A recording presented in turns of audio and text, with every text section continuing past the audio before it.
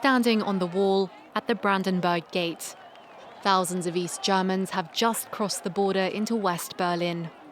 This wall, a symbol of the Cold War that had imprisoned them for 28 years, 2 months and 27 days, had finally fallen.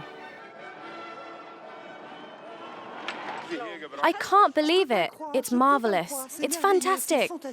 For 3 years I've asked to go to West Berlin, and now here I am. For months, East Germans had protested for democracy. On the 4th of November in East Berlin, 1 million people took to the streets. Then came the fateful day. At an afternoon press conference on the 9th, Socialist Party spokesman Günter Schabowski accidentally announced the border would be opened immediately.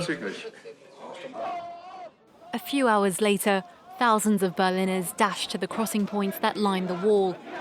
Confronted with the huge crowd, Lieutenant Harold Jäger is overwhelmed. He asks for instructions from his superiors, who fail to respond. So he opens the border. Years later, he reminisces. It was the most beautiful and the most terrible night of my life. Terrible because I realized that the party had abandoned me. My vision of the world shattered that night.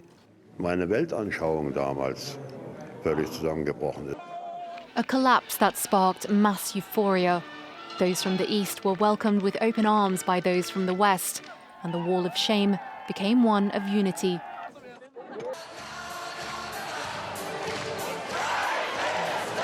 It was chaos, but not one drop of blood was shed. At first reluctant, authorities too joined the protesters, and Chancellor Kohl cut short his trip to Poland to return home. It was one of the greatest days of my life. It had always been my goal to pursue a unified Germany. His goal was rapidly accomplished. 11 months later, Germany was reunified, and Berlin became a symbol of freedom.